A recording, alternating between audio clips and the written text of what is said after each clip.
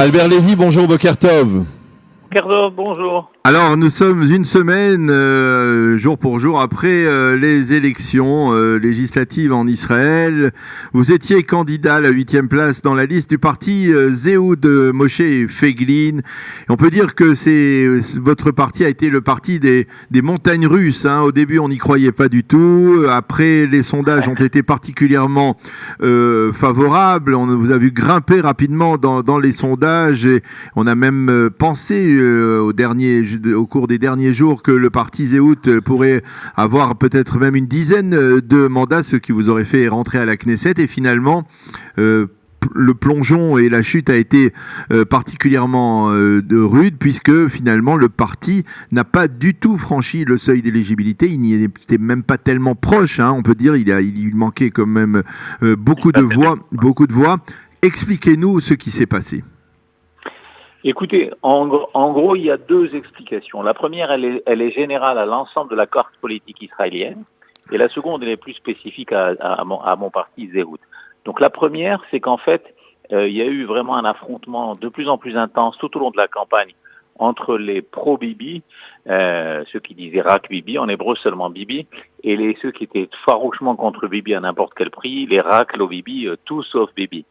Et en fait, cet affrontement a conduit à une aspiration des voix des deux grands partis de chaque côté de la carte politique, d'une part le Likoud à droite et d'autre part bleu-blanc à gauche, qui a fait que ces deux partis ont aspiré les voix des partis plus petits. Et c'est ainsi que nous ne sommes pas rentrés à la Knesset du tout. La nouvelle droite non plus, également à très peu de voix, environ 1500, quelque chose comme ça.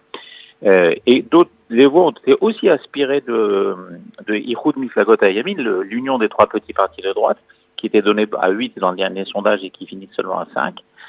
Et le phénomène est identique du côté gauche de la carte politique. Ce qui explique l'effondrement historique du Parti travailliste et aussi la perte d'un mandat du côté de Meretz. Donc cette aspiration est l'une des deux explications. Alors, parmi les explications, et je voudrais vous en soumettre une, et vous allez me dire ce que vous en pensez. L'un des problèmes de Zehoud, c'était finalement de n'avoir pas voulu se positionner ni en faveur du bloc de droite, ni en faveur du bloc de gauche, et que quelque part, les électeurs israéliens veulent savoir pour qui ils votent, et veulent savoir où va leur vote à la fin. Est-ce que ça n'a pas été une erreur de ne pas avoir affirmé de manière très claire que, par exemple, Moshe Feiglin recommanderait Binyamin Netanyahou, puisque Moshe Feiglin, on le sait, est un homme de droite, même on peut dire de la droite radicale. Je suis entièrement d'accord avec vous, Daniel. Votre analyse est tout à fait juste. Nous n'avons pas dit très clairement que nous étions de droite ou de gauche. Nous avons même dit que nous n'étions ni de droite ni de gauche. Oui. Ça, c'était certainement une erreur. Nous n'avons pas voulu dire par avance quel Premier ministre nous recommanderions, ni Bibi ni Gantz. Ça aussi, c'était une deuxième erreur. Et donc, ça a troublé. Il y a eu deux effets à ces erreurs-là. La première, c'est que ça a troublé une grande partie de nos électeurs traditionnels qui sont effectivement des gens de droite et qui avaient d'autres qui ont trouvé d'autres partis pour exprimer leur opinion. Et donc, on a perdu beaucoup plus de voix à droite qu'on en a gagné à gauche. Donc ça, c'était une grosse erreur. Et en plus, très franchement, ça sonnait faux. Parce que comme vous l'avez dit à l'instant, tout à fait exactement, l'image de Moshe Feiglin est tout à fait de droite. Il est né par son opposition, il est né en tant qu'homme politique par son opposition farouche aux accords d'Oslo, qu'il a tout le temps maintenu jusqu'à aujourd'hui.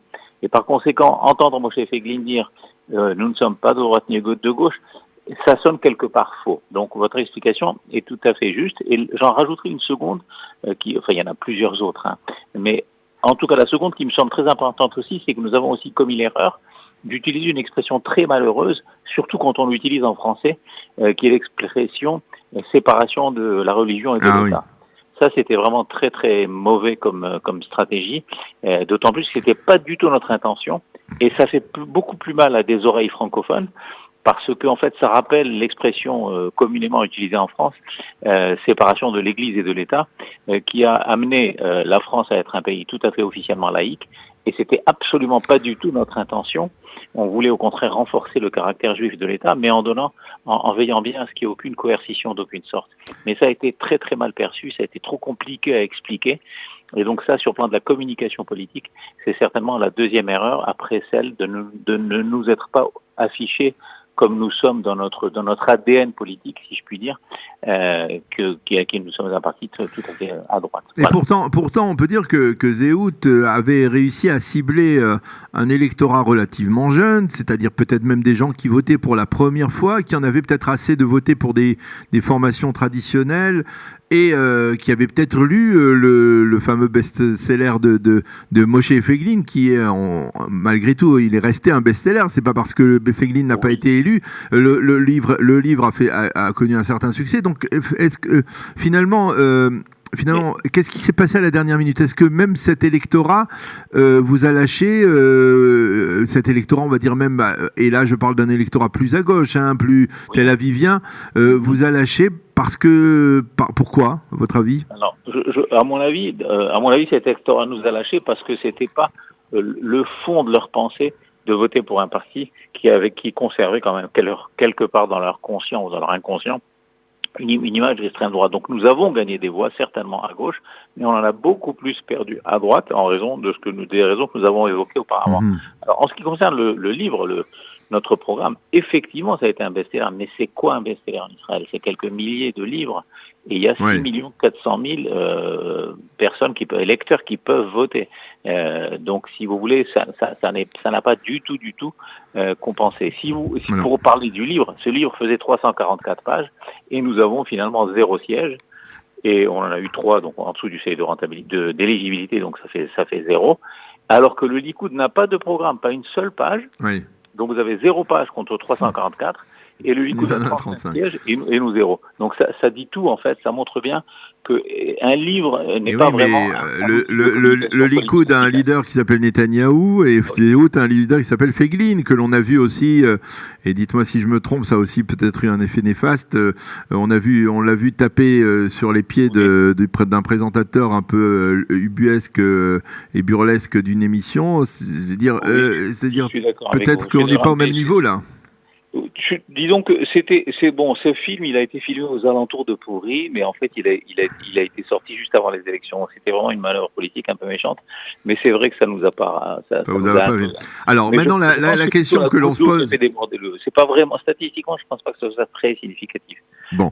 Mais c'est vrai que ça nous a sûrement pas rapporté des voix.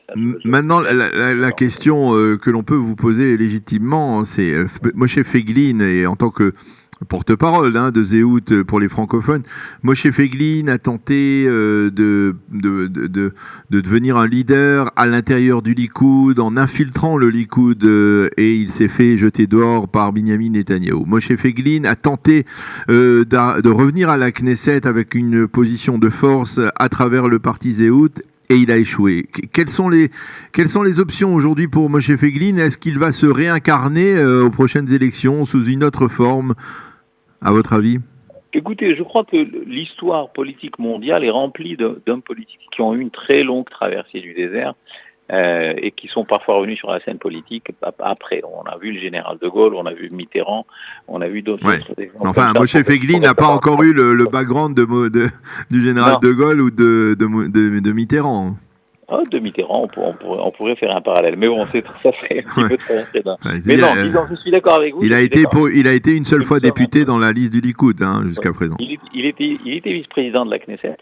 Et puis, il est très connu.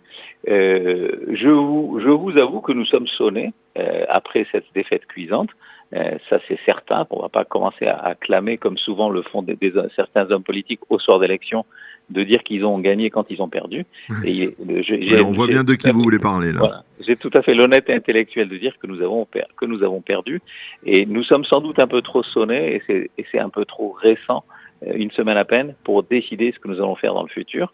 Je ne sais pas, à l'heure où je vous parle, quel sera l'avenir du parti Zéhout. Pour l'instant, la ligne officielle, c'est que nous continuons, c'est que nous ramassons les morceaux éparpillés de nos voix, que nous allons tirer les conclusions et apprendre ce qui s'est passé pour la prochaine fois. Aujourd'hui, c'est la position officielle. Évidemment, ça va sûrement bouger dans les prochaines semaines et dans les prochains mois. Pour l'instant, on s'est simplement contenté de faire une Aramat Kosich, un verre avant Pessah, comme le font la plupart des partis, et c'est normal. Je crois et c'est beaucoup trop tôt aujourd'hui pour tirer des conclusions de ce que sera l'avenir de Zéhout et de ce que sera l'avenir de Moshe Feiglin sur la scène politique israélienne.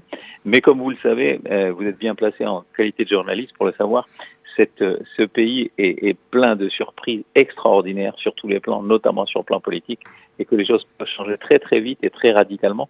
Donc je ne sais pas. Très franchement, c'est une question à laquelle je n'ai pas de réponse aujourd'hui. Eh bien, merci beaucoup Albert Lévy d'avoir accepté de répondre à nos questions une semaine après les élections, une semaine après l'échec électoral du parti Zehut. Merci de l'avoir fait aussi sincèrement avec nous ce matin.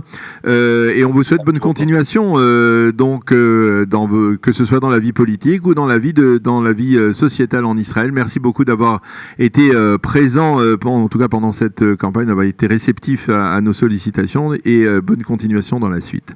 Merci. Bonne journée, merci beaucoup Daniel, au plaisir. Shalom. Au revoir.